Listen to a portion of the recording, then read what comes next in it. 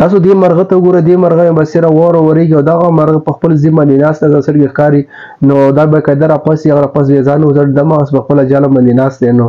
نو واورې په غرونو باندې ډېرې شوي دي، نو تاسو هم پته ده. نو دې مرغه ته اوس وګوره، دا دومره خپل او جاله باندې ناست دی، د خپل دغه سره دومره مینه کوي نو بچو سره، ځکه چې دا به بسه پرې واوره ورېږي او دا هماغسې په کلارې ناست دی، نو دومره به سره تاسو دې ته اوس وګورئ د خپل ځان ومڅنډي پکې، نو واوره ته په دې په لاره بیا واپس باقاعده بیا کښېني. نو دا دومره مینه خپل بچو دغه سره کوي. دا بچي ایستلي نه دي، خو له جاله باندې ناست دی، نو به ورته ووایو دا په هماغسې په خپله جاله باندې ناست دی، له بچي ایستلي نه دي او به صرف پرې واوره ورېږي. د واورو تاسو پته په غرونو باندې ډېره واوره ورېږي، نو سم دی.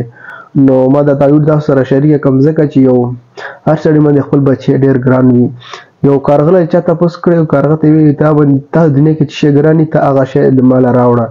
نو هغه یو هفته ټایم تا سره دی، نو هغه یو هفته ګرځېده دنیا ځایونه هغه یې وکتل، نو هغه چې هغه واپس راغلی وایي ما ته چې خوښ نه چې ما تاله راوړی وی، نو داسې ما خوښ شی نه دی. نو هغو ته بیا یو ټایم ورکړو، نو یوه میاشت ټایم ورکړه، یوه میاشت ټایم کې داسې شی راوړه چې تا ډېر ګران وي او تا ته ډېر خوښ وي. نو هغه یوه میاشت ګرځېده، نو مړه هغه سره چې خوښېده، نو اخري کې دا سوچ وکړو ټایم برابر شلو، ترې یوه ورځ پاتې وه، نو ته چې شی اوس لا خوښ نه شلو.